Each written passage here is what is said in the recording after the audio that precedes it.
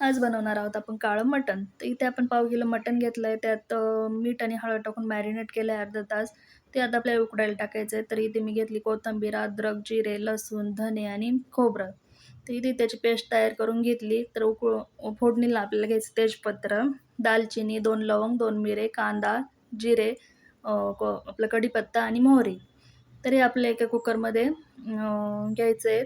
2 उबळी तेल, त्यात टाकायची मोहरी, जिरे, दालचिनी, तेजपत्र, मिरे आणि लवंग आणि कांदा. हे टाकून आपल्याला मस्तपैकी परतवायचं आहे छान.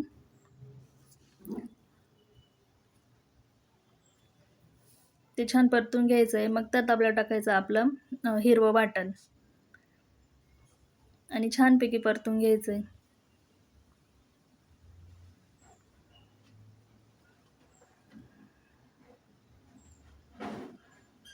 कांदा ब्राउनिश झाल्यावर आपल्याला त्यात टाकायचं आता हिरवं वाटण. तर हिरवं वाटणही छान परतून घ्यायचं आहे. त्याचं छानपैकी वास येईपर्यंत आपल्याला परतवायचं आहे.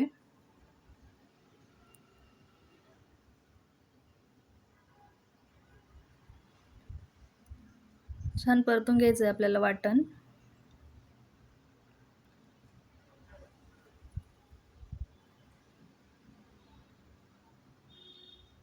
इथे मी मस्त वाटण परतून घेतलंय छान. जेणेकरून आपलं सूप पण मस्त लागलं पाहिजे चवदार. आता इथे टाकायचं आहे आपल्याला मटण. मटणही छान मिक्स करून घ्यायचं आहे आपल्याला. मस्त एकजीव करून घ्यायचं आहे. मग त्यात टाकायचं आहे आपल्याला कुकरचा 1 डब्बा पाणी. जर सूप एक्स्ट्रा हवं असेल तर पाणी थोडं एक्स्ट्रा टाकलं तरी चालेल.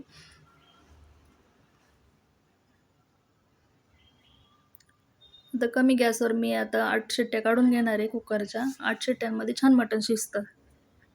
तर आपण घेणार आहोत काळा मसाला तयार करायला. तर इथे मी कांदा भाजून घेतला आहे आधी ब्राउनिश काळा असा भाजून घेतला आहे. आता इथे मी खोबरं पण टाकलं आहे.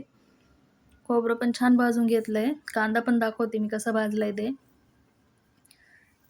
आपण इथं खोबरं, कांदा, 3 लाल मिरची, 2 हिरवी मिरची, धने, चना डाळ, थोडे तांदूळ आपण एवढं सगळं भाजून घेतलं आहे. आणि फोडणीला परत कोथिंबीर आणि आपला कढीपत्ता घेतला आहे.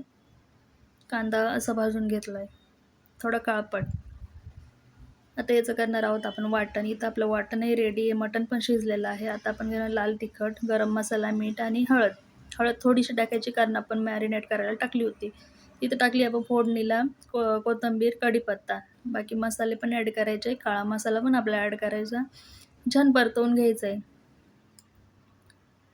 छान 2-3 मिनटं परतवलं की त्यात आपलं मटण टाकायचं आणि मस्तपैकी 5 ते 10 मिनिट कमी गॅसवर उकळू द्यायचं. इथे आपली प्लेट तयार.